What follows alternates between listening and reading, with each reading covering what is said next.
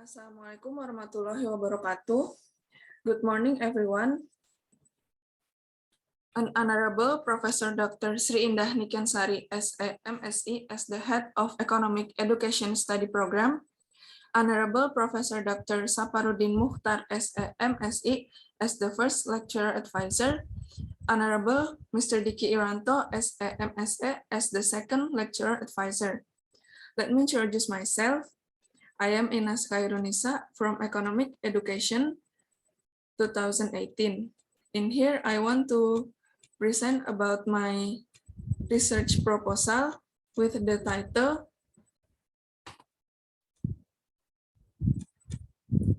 The Influence of Soybean Production, Imported Soybean Prices, and Exchange Rates on Indonesian Soybean Imports in 2011 until 2020. The research proposal, it's about preliminary, literature review, and then the research methods. First, let's talk about the background. Indonesia is the 11th largest soybean consuming country in the world at 3 million tons after China, America, Argentina, and Brazil.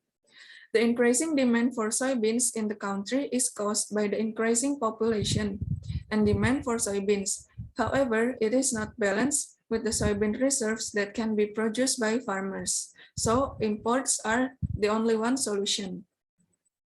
Indonesia's positions as an exporter of soybeans has also changed to that of an importer of soybeans since 1975 due to the rapid increase in demand for soybeans, while soybean production has slowed down. Based on the data from Ministry of Agriculture 2019, the national soybean demand in 2017 reached 2.2 million tons per year. However, based from the Central Statistic Agency, it is known that the average domestic soybean production is only 880 tons per year. In here, we can see the graph of annual soybean production and consumptions. And then we have factors affecting unstable food productions from FAO and World Bank. First, because uncertain climatic condition. And then there is decrease in the enthusiasms of farmers in growing soybeans. And the last one is because the lower quality of local soybeans at the higher price than imported soybeans. Next, we can see the graph of price comparison of local soybeans and imported soybeans per kilogram rupiah. The price of imported soybeans also affect imports. Based on the graph above, it can be seen that the price of local soybean is more expensive than imported soybeans, ranging from 6,500 rupiah until 10,543 rupiah per kilogram. Meanwhile, the price of imported soybeans is in the range of 7,500 rupiah until 9,500 rupiah per kilogram. The exchange rate is also plays a role in imports. Based on the graph below, the USD middle rate against the rupiah in 2011 until 2020 experienced fluctuations that tended to strengthen. Theoretically, with the strengthening of the rupiah's exchange rate, the price of the imported soybeans tends to decrease because the price is getting cheaper. But the price of imported soybeans, which tends to decrease, will suppress local soybean price, causing soybean farmers to suffer losses.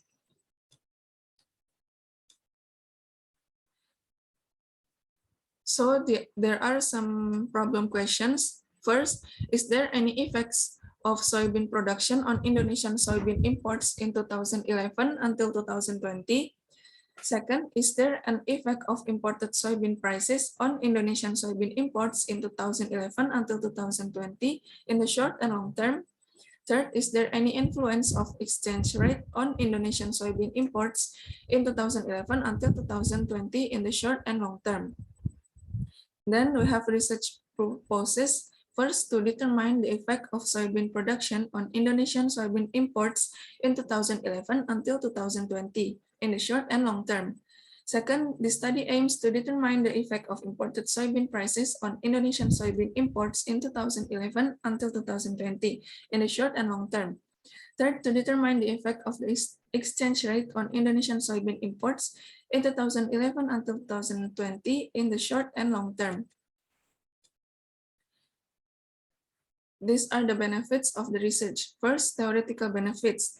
This research is expected to add insight to the factors that affect soybean imports in Indonesia and the amount that can overcome problems related to soybean production, imported soybean prices, and the exchange rate against Indonesian soybean imports in 2011 until 2020. And then there are practical benefits for the students to apply the knowledge that has been learned during lectures, especially regarding economics, production, imported soybean prices, exchange rates, and international trade. And for the readers, as the reference for further researchers to re-examine the import of Indonesian soybeans, and for the government as a consideration in formulating policies in producing and importing.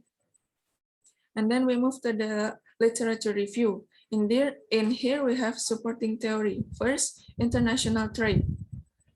International trade is a trading activity carried out by the residents of a country with the basis of other countries on the basis of a mutual agreement. International trade is divided into two, namely export and imports. In here, I use the proportional factor theory from Heckscher-Ohlin theory. The HO theory assumes that a country will export goods that have abundant factor of production intensively. The endowment factors, difference in the proportion of production factors owned by the two countries, referred to in the HO theory include natural resources, human resources, and capital. The HO theory uses two curves in its analysis, namely isocost curve and isoquant curve. In accordance with the concept of the point of tangency between isocost and isoquant, each country will tend to produce certain goods with the most optimal combination of production factors in accordance with the structure or proportion of the factor of production it has.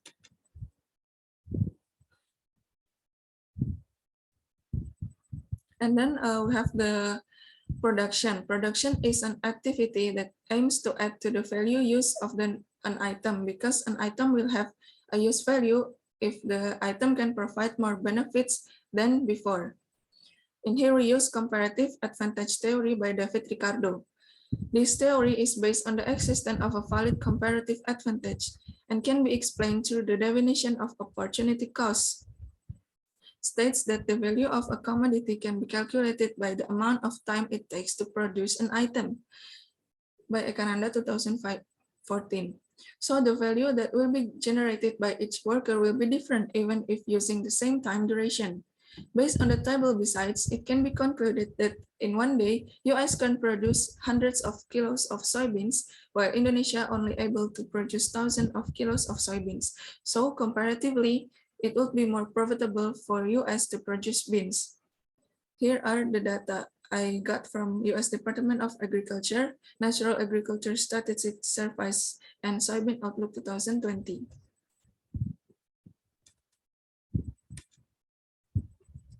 Next, we move to the price. Price can also be interpreted as the amount of currency that must be submitted in exchange for an item by Parkin 2017. According to Alfred Marshall, prices are formed as an integration of two market forces, namely supply from the producers and demand from consumers. The price can be determined by the market mechanism, where the determination of this price is largely determined by the demand and supply of the goods. And here we use demand-supply theory. In the economic, price acts as a regulator or elements that regulate the quantity of goods demands and offered by Parkin 2017. Condition of excess demand or condition of shortage of the number of goods offered can push prices up. Then the condition excess supply will push prices down. In the end, the price is at its equilibrium point. Next, we talk about exchange rate. The exchange rate is the price of country's currency relation to other countries' currencies. From Lindner, 1994. The exchange rate of a country's currency consists of the nominal exchange rate and the real exchange rate. The real exchange rate between two countries' currencies can be calculated by the following formula. REER minus ER multiples FP per DP. In here, RER is real effective exchange rate. ER is exchange rate nominal expressed in direct term in rupiah per $1 or indirect term dollar per 1 rupiah. FP is foreign price and DP is domestic price. In other words, a low RER causes domestic people to buy only a few imported goods, while a higher RER will make domestic people buy more imported goods. Next, we move to the previous research from Herman and Prawoto 2018 with the title Analysis of Factors Affecting Soybean Imports in Indonesia with the Error Correction Model Approach, years 1980 until 2070. And we have, next is Putra Sukadana from 2019 with the title of the effects of production, inflation, and the United States dollar exchange rate on Indonesian soybean import, using the multiple linear regression analysis methods. And then third, Buana and Rosdiarti 2018, factors affecting soybean imports in Indonesia using error correction model and ordinary least square analysis methods. And then Zikri Isafrida Susanti and Putri RA 2022 with the title of Analysis of Trend in Determined Factor of Imported Soybean in the period of 2003 until 2022. Next, we move to the hypothesis. Soybean production as X1, imported soybean price as X2, and then exchange rate as X3 can influence the soybean import, the Y, variable Y. Then the hypothesis first, there is a short-term and long-term effect between soybean production and Indonesian soybean import in 2011 until 2020. Second, there is an influence in the short-term and long-term between the price of imported soybeans on Indonesian soybeans import in 2011 and until 2020. Third, there are short-term and long-term effects between the exchange rate on Indonesian soybean imports in 2011 until 2020. The research methods, type of the research are quantitative research, and then objects of the research are soybean production, imported soybean price, exchange rate, and soybean imports. The data are used from secondary data from the year 2011 until 2020.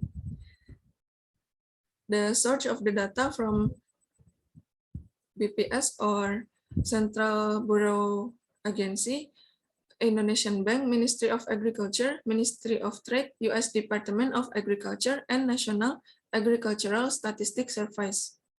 And then the research method I used is error correction model. And then the data processed using software IFUS9. Then we move to the research methods. First, we do the stationary test. First, unit root test. If H0 is rejected, then the data analyzed is stationary data and there is a relationship between certain variables and time and vice versa. Second, degree of integration test using augmented Dickey-Fuller test. It is only needed if all the data are not stationary at degree 0 or 1. 0. And then co-integration test using Engel-Granger test. If the statistical value is greater than the critical value, then the analysis variables are co-integrated and have a short-term and long-term relationships, and vice versa. And the last is error correction model.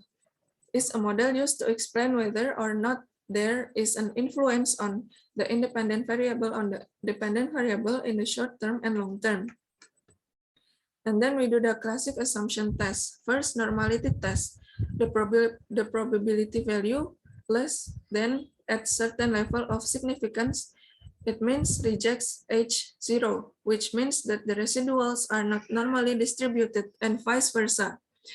Second, heteroscedasticity test. If the probability value of ops R squared less than at a certain level of significance, it means reject H0, which means the model has symptoms of heteroscedasticity, and vice versa. And then the autocorrelation test, if the probability value of ops R squared less than at a certain level of significance, then it means rejecting H0, which means that there is an autocorrelation.